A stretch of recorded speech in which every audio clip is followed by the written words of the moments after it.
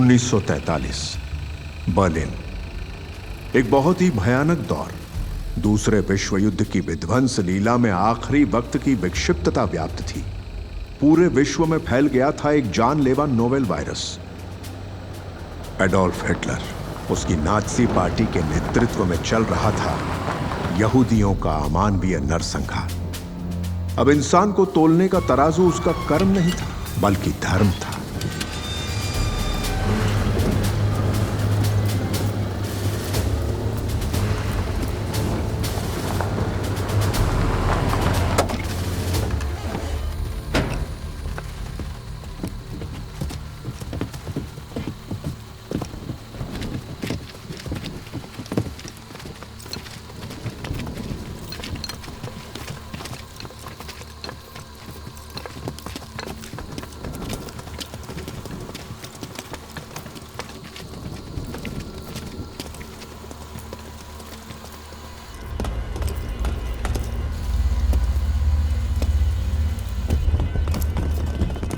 जातिगत स्वार्थ की खातिर उन्हें जहरीले गैस चेंबरों में कीड़े मकोड़ों की मौत मारा जा रहा था। एक दूसरे को मिटा देने के लिए शुरू हो गया था बायोकेमिकल वेपन का इस्तेमाल।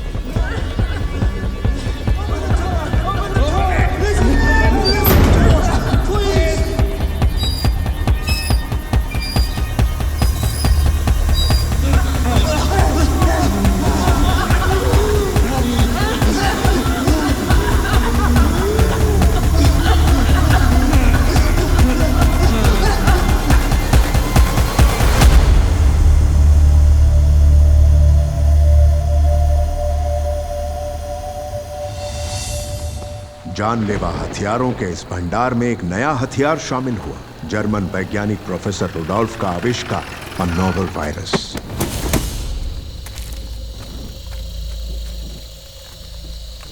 The Führer is giving you a final chance. Where is the formula? If you value your life, give us the formula. You Germans claim to be the most superior race in the world.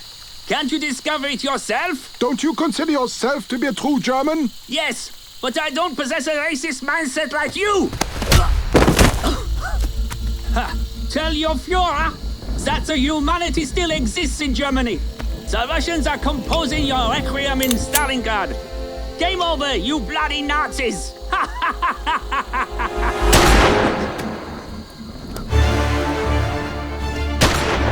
उसी दौरान भारत से हजारों मील दूर Berlin में research करने आए हुए थे स्वतंत्रता आंदोलनकारी Satyendranath Chatterjee,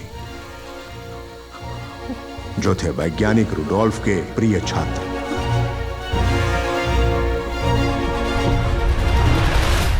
Listen, Satyan. In the future, if you see any chance of any innocent person being infected by the virus, use this. But Professor, I'm really scared about you. Don't be scared about me. Be scared about the future of humanity. Satyan, very dark days are ahead. Be very careful.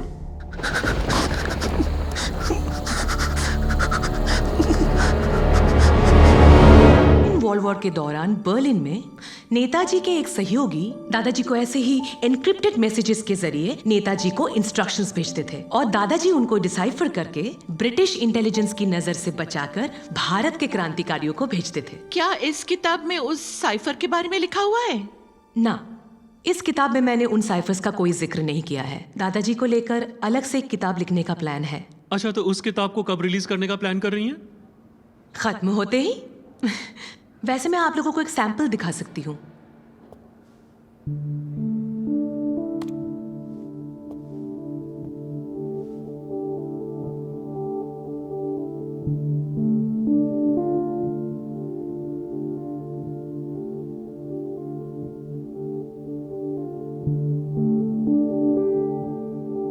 मैं जब बहुत छोटी थी तब दादाजी से ही ये सब सीखा था। मैं और दादाजी ऐसे क्रिप्टिक भाषा में ही बात करते थे जो मम्मी पापा के कुछ पल्ले ही नहीं पड़ती थी। जब 6th स्टैंडर्ड में थी मैं, मेरे दादाजी कैंसर से चल बसे। इसीलिए मेरी लिखी हुई ये पहली किताब संकेत रहस्य, द मिस्ट्री ऑफ साइफर्स, मैं अपने दादाजी को ही डेडिकेट करती हूँ। Autograph please.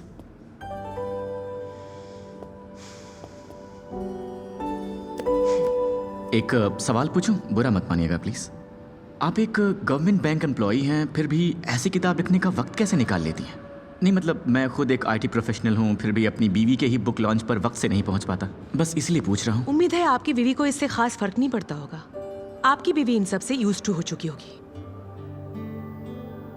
Now if you don't mind, मेरे पति मुझे लेने आए हैं, तो अब मैं जा सकती हूँ? श्योर।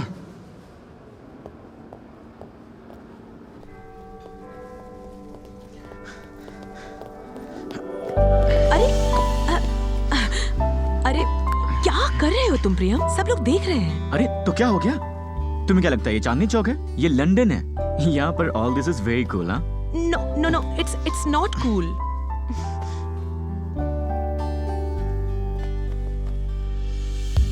कभी सोचा था साथ में इंजीनियरिंग पढ़ने वाली लड़की आज सेलिब्रिटी है? हाँ पब्लिशर कह रहे थे आपके हस्बैंड तो यहीं पर रहते हैं, फिर भी आए नहीं। जानती तो हो रुद्रु, बहुत प्रेशर चल रहा है। ऑफिस के काम में फंस गया था। ये आईटी इंजीनियरिंग की नौकरी ना बाहर से ही ग्लैमरस दिखती है। असलियत यह है कि 12 से 16 घंटा ऐसी तैसी कराओ और टाइम शिफ्ट लिखो 9 घंटा। तुम तो यहाँ 2 साल के लिए आए थे, अभी 3rd ईयर रनिंग है। अब तो यूके की रेजिडेंस भी बन चुके हो। तो देखो, अच्छा काम करना है तो प्रेशर तो है ही, समझी? ऐसे ही थोड़ी ना एक्सीड एक्सपेक्टेशन अप्रेजल रेटिंग दे रहे हैं। बस ये सब रेटिंग, परफॉर्मेंस बोनस और ढेर सारा पैसा। हम दोनों एक साथ फिर कब रहेंगे प्रियम? जब भी तुम चाहो, सब कुछ छोड़ के चली आओ ना। तुम जानते हो मैं कोलकाता छोड़कर नहीं आ पाऊंगी, बल्कि तुम लौट चलो। इसलिए तो मैं तुमसे इतना प्यार करता हूं, समझी?